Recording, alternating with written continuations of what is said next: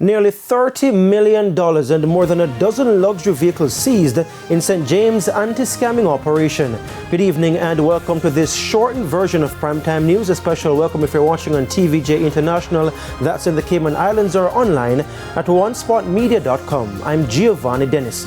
Also this evening, 2 dead and 4 in hospital after motor vehicle crash in Montego Bay. And fire leaves several homeless in St. Elizabeth. There's also Saturday Sports Special in this newscast, so stay with us. I'll have the news in detail right after this break.